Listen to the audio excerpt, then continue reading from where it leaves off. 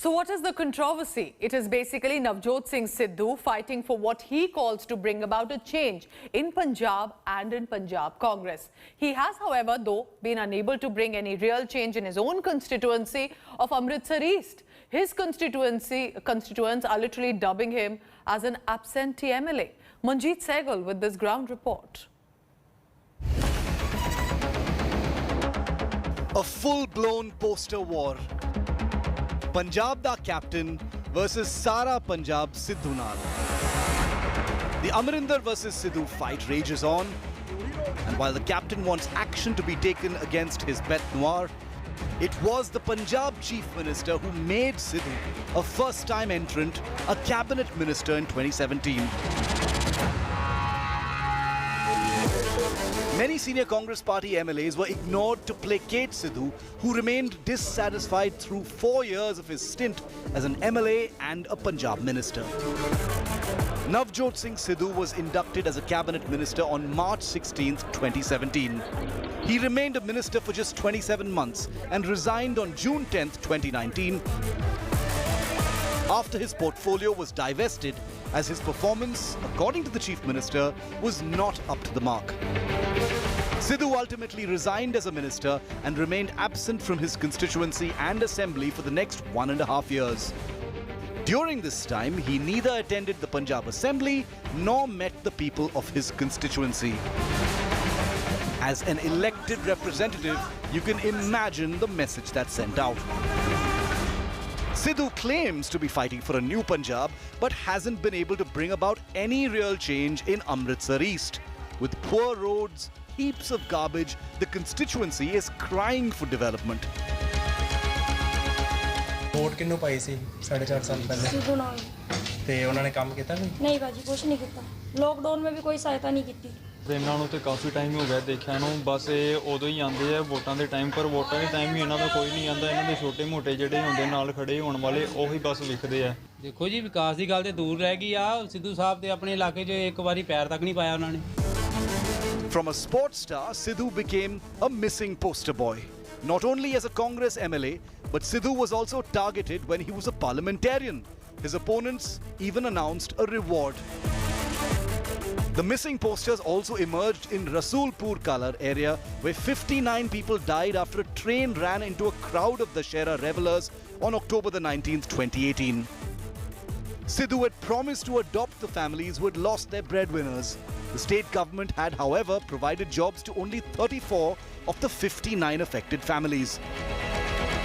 The opposition also targeted Navjot Singh Sidhu for being absent from his constituency during the pandemic. The other charge against Sidhu is that he's simply power hungry. Chief Minister Amarinder Singh has gone on record to say that Sidhu wanted a deputy chief minister's post with a home portfolio. Sidhu also allegedly has been eyeing the Punjab Congress Committee chief's post. Posters in Patiala speak volumes about his political ambitions. Despite the anti-incumbency against the Congress, the over-ambitious Navjot Singh Sidhu has added to the woes of his own government and party. His personal differences with the Chief Minister have cost his constituents, who are now feeling very ignored. With Manjeet Sehgal, Bureau Report, India Today. And from Punjab to Uttar Pradesh, amid speculations about rumblings within Bharatiya Janata Party's Uttar Pradesh unit, party settles now the debate over chief ministerial face. Saffron Party General Secretary Arun Singh confirms to India Today that Yogi Adityanath will be the chief minister's face for upcoming elections in Uttar Pradesh. After all the rumblings and suspense, the BJP seems to have made up its mind. Putting all speculation to rest, the party has declared Yogi Adityanath as the BJP's CM face in the assembly polls early next year. देश का सबसे बड़ा राज्य उत्तर प्रदेश है, बिल्कुल कानून व्यवस्था ठीक है और हमारे मुख्यमंत्री हैं, मुख्यमंत्री रहेंगे. He will not be replaced before the next election. I said he is our chief minister, he will remain chief minister. The confirmation comes amid reports of discontent within the party's Uttar Pradesh unit over the handling of COVID's second wave in the state. Defence Minister Rajnath Singh had last week told India Today that Yogi Adityanath won't be replaced. He had in fact hailed Yogi's COVID management. मैंने UP के मुख्यमंत्री ने बहुत ही शानदार काम किया, लेकिन Covid से प्रभावित रहने के बावजूद जब आइसोलेशन में थे तब भी वो लगातार वो काम करते रहे, इसलिए उनके नियत पर सवालिया निशान नहीं लगाया जा सकता।